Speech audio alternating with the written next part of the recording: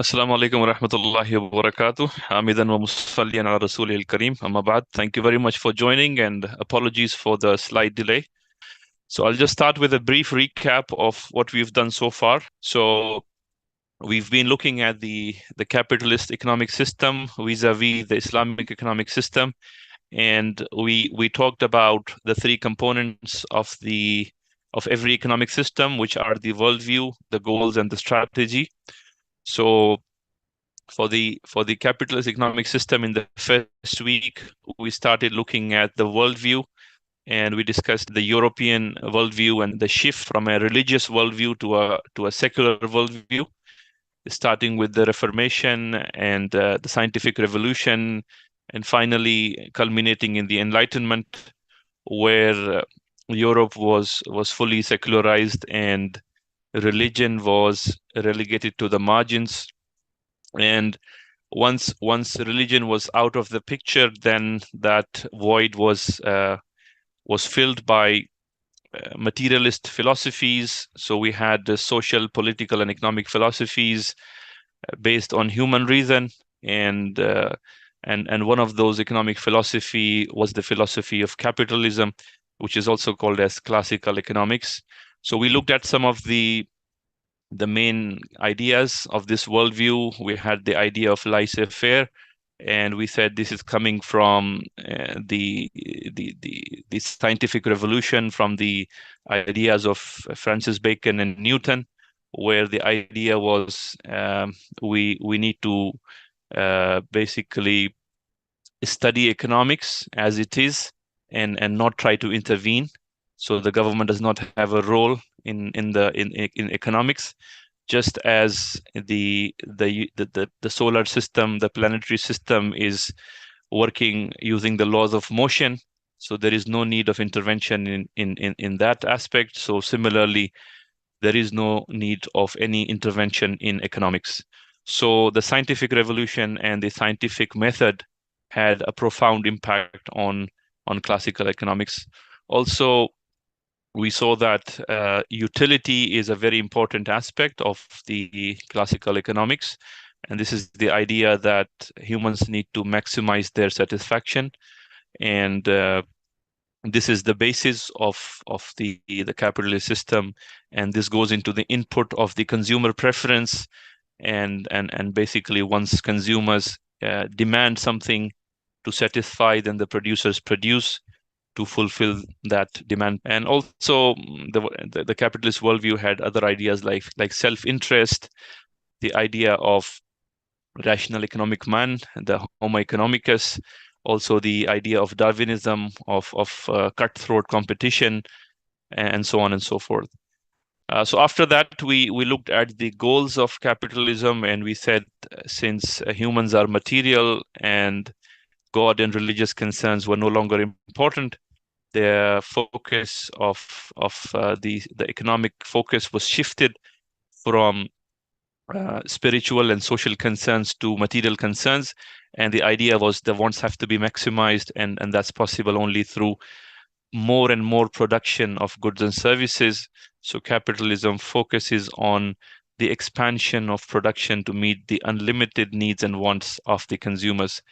And how capitalism achieves this strategy of fulfilling the material needs and wants is through the market mechanism, whereby the consumers and producers come together in the market to fulfill their needs and wants. So consumers consume, and producers are driven by a profit incentive and profit motive. And the theory is that when they do that, it leads to universal opulence and optimal outcomes for all the people involved, i.e., the self-interest of the consumers and the producers lead to the social interest of the whole society. And then we looked at in week 2, we looked at the critique of the issues with capitalism, and we said it leads to the production and consumption of haram goods. It leads to the misallocation of resources, because once the government is not intervening, or the society is not intervening in the production process, and production is driven by consumption, So the resources are allocated towards the production of luxury goods, and also the production of conspicuous goods and on speculative goods and so on and so forth, which deprives the masses of the wage goods. The basic goods are not produced because the resources are allocated towards the wrong sectors. We also looked at how the capitalist model of market mechanism damages the environment, and also only those people who work as laborers and as businessmen, they get incomes, i.e. the factor incomes from the production process. However, those who are not in the market, those who don't sell their services for a wage, of course they are rejected by the market, and no labor means no income. So everybody's forced, because market is the only provider and sustainer, so to say. And so if you don't sell your services in the market, then no income for you. And also we looked at the idea that the wage, for example, is fair and just. The wage is equal to the marginal product in theory. So, i.e., what the laborers are producing or adding value to the employer, that's exactly equal to the wage. However, that's not the case. What the laborers are getting is a small proportion of the actual contribution. And we said this is unjust, and this is unjust because the laborers are actually producing much more to the output, and because of their weaker position in terms of their bargaining power, they are not able to get a higher wage. And we said there is a need for intervention in this aspect as well, to ensure a just wage for the laborers. So that's how, as far as the capitalist economic system is concerned. And then after that, in week 3, we started looking at the concepts of the Islamic economic system. We said that in the Islamic worldview, so God is central. So the sovereignty belongs to God. So we believe that Allah is the owner of everything in the universe, and the human beings have a role of agents or trustees on the earth. And basically, as Muslims, we're supposed to implement or apply the will of God, and that's our role. So our economics is based on the will of God as revealed through the Quran and the Sunnah.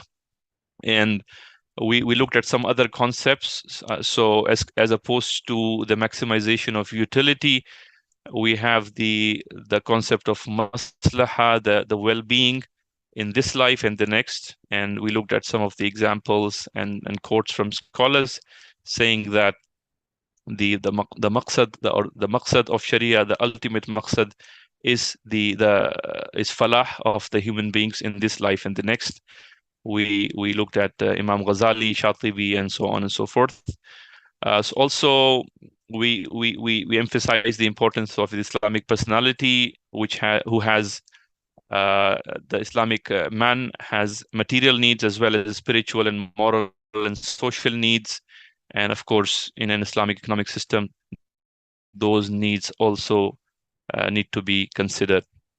Also, as opposed to cutthroat competition in the Islamic market, we have competition and cooperation. In terms of the goals, as I said, the goals comprise both concerns with this world as well as success in the akhirah. That's important. Also, we talked about the hierarchy of needs. So there are 3 levels of needs: the daruriyat, the basic needs, and then hajiyat and tahsiniyat. Hajiyat is the removal of difficulties, and tahsiniyat is the embellishment and the beautification of life. So those needs have to be fulfilled in that order for each and every member of the society. And if there is a distortion or in the allocation of resources, then of course there is an intervention required, so that the needs of everybody are fulfilled before we move on to the luxuries and embellishments. In terms of the strategy, we said the Islamic strategy to achieve the goals of Islamic men and women is multidimensional. So so the first is the ownership. So Islam has a detailed and a very comprehensive idea of the ownership of resources, and we discuss three types of ownerships. We have the private ownership, the public, and the waqf ownership. And we discussed that all of these are involved in the production of goods and services. And then we also talked about the education system. So the education is very important. The tarbiyah of the Muslim consumers and producers, the Muslim society is very important because these are the economic agents. So in an economic system, there are four main components. You have the consumer, you have the producer, you have the distributor, and the redistributor. So at all these four levels, it's important that the economic agents have an Islamic worldview. They are provided with proper tarbiyah so that they don't involve themselves with israf and tabzir. They don't waste. They look after the needs of the family, the relatives, the neighbors, the society. So they are involved in an active process of redistribution. They produce looking after the concerns of the workers. They look after the environment, and so on and so forth. So the tarbiyah, the education is extremely important, and that's how the personalities of the people are shaped, and they're made responsible towards other human beings as well as towards the society and the environment. And also, we looked at the Islamic market. Yes, there is an Islamic market, and this market is regulated. It has rules and regulations. It's not a free market. It has limits, and these limits are imposed by, of course, the moral institutions, the internal institutions of the people, as well as through the hisbah or an external regulatory authority. We also looked at the role of the government. We said government is very important, not just in enforcing the rights of the people, but also playing an active role in the management of public properties. We said energy and water resources and fire and pasture. These are all public properties, and these have to be managed by the government in the interest of the people.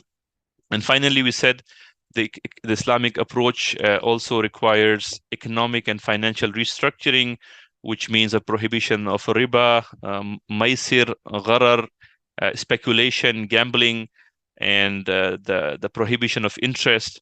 Also, there is a need for the establishment of the system of zakat and waqf, and also the implementation of the system of inheritance of Islam, which redistributes the wealth among the heirs of the deceased. So that's a summary and recap of the last 4 weeks.